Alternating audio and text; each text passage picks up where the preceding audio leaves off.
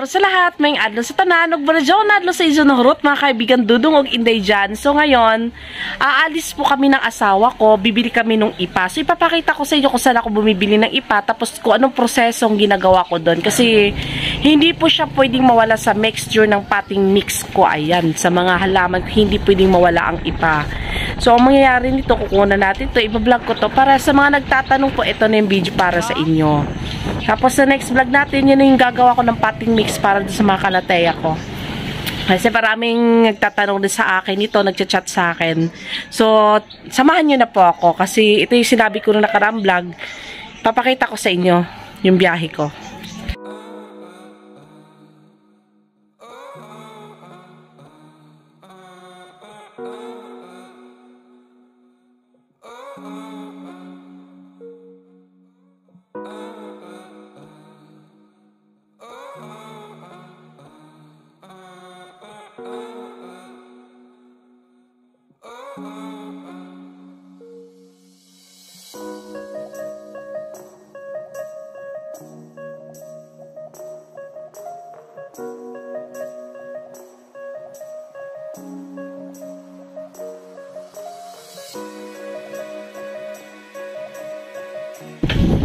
So, dumating na tayo.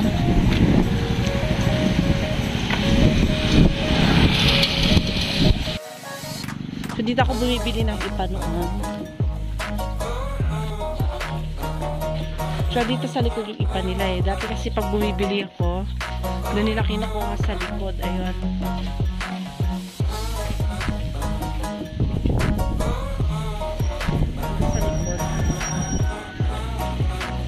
Ngayon wala akong dalang sako. Bibili na lang ako ng sako. Naubusan ako eh.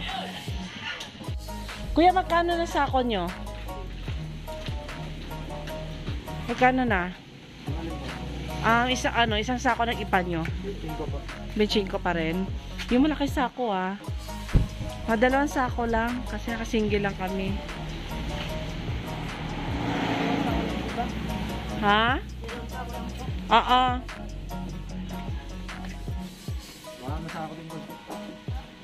So, ayan, ang benta nila, 25 pesos po sa isang sako ng ipa. Mamaya, papakita ko sa inyo yung sako ng ipa na tinutukoy nila. Hindi lang po siya yung ordinary sako. Kung sa Bisaya pa, burdin po, burdin. So, ang sarap dito, oh. Dito tayo sa Matarik, pwedeng tumalon. What? So, ayan yung bata. So, antay lang daw tayo kasi may papagiling lang. Is-isan po ng palay dito. Dito po to sa Balasing. So dito ipapakita ko po sa inyo yung proseso kung paano iniis-is yung palay para magkaroon ng bigas. Andito rin lang naman tayo sa mga hindi pa nakakita kung paano pinoproseso ang bigas na kinakain po natin sa ating hapagkainan. So ayan, panoorin nyo po.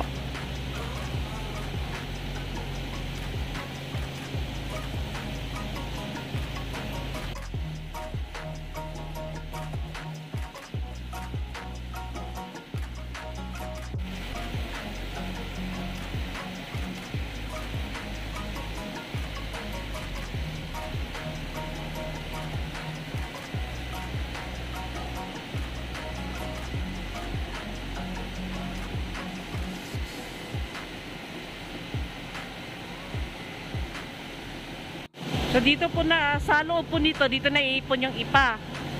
Ayan yung pintuan nila, oh, yan.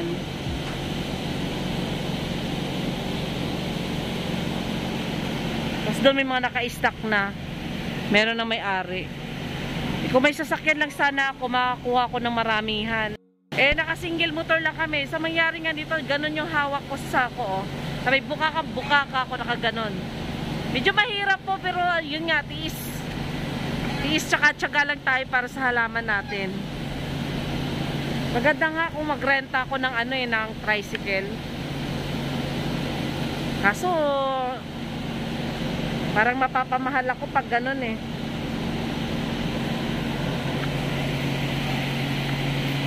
Ganda sa likod oh. Looban na po to. Ito lugar na to, sakop po to ng Santa Maria, Bulacan. Dito. Kuha na.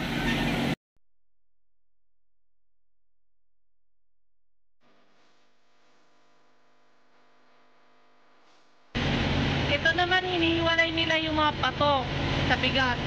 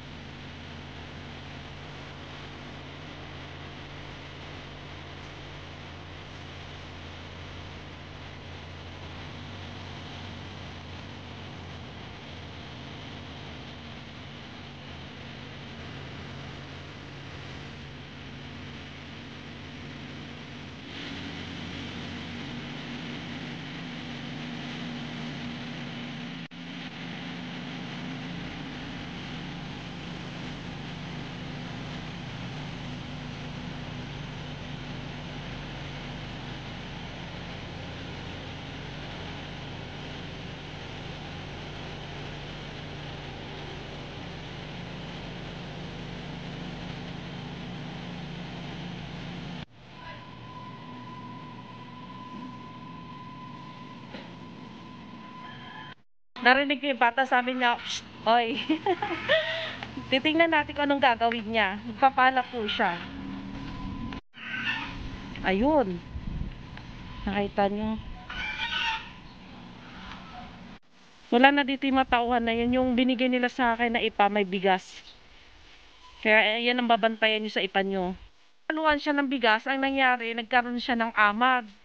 Nung nag-amag siya, yun pa naging dahilan para yung halaman ko nabulok, yung nag-root rot siya dahil dun sa amag na yun. So, tinitingnan ko, okay naman. Yan, katulad yan, oh. Pino siya, may halo parang bigas. So, ano ko sa bata, dito na siya banda kukuha. Kuya, wag mo ihalo masyado yung may ano, yung may pino ng mga bigas, ha? Oo, tama. Kasi yung nakabila ko, wala na dito yung matauhan na yun, eh. Ang binigay sa akin, may bigas.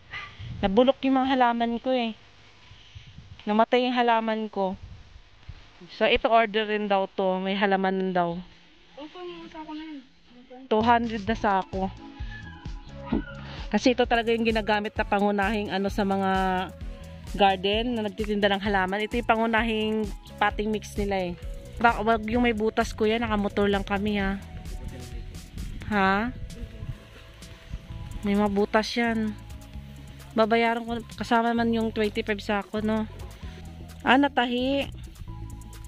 Tinahi yung sako.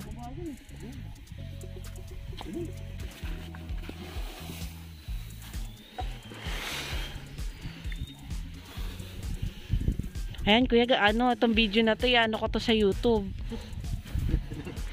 Oo. Kikita na kayo sa YouTube. Nanonood ka ba YouTube? Ayan, subscribe mo ko. Promise makikita ka doon. Oo nga, i-upload ko to mga next days. Next days talaga kasi ilang araw pa, eh. Kuya, natatawa siya, eh. Oo nga, artista ka na. What? Bala ka dyan.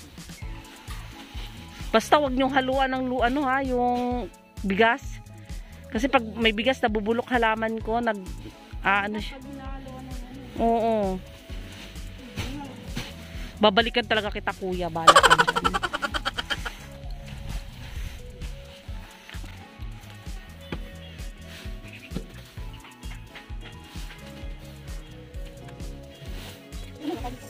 Bisan mo. Ha?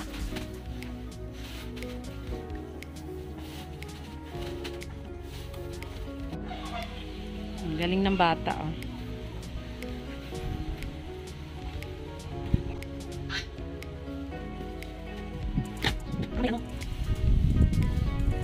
Diyan ka na lang. Tara na, kuya. Akyat na tayo.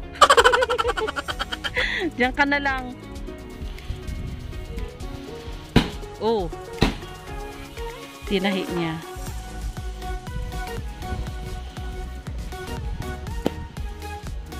Baka bumigay yan, ha? Mahirap pulutin sa kalsada yan, kuya.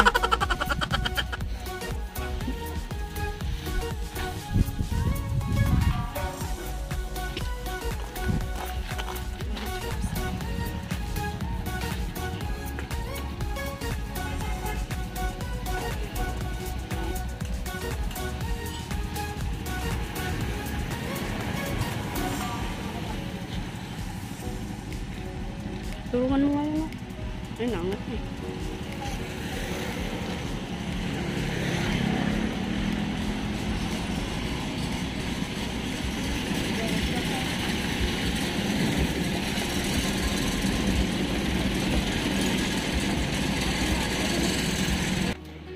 Akin na isa. Kunin mo isa lang. Iyan mo na yan dito. Dito.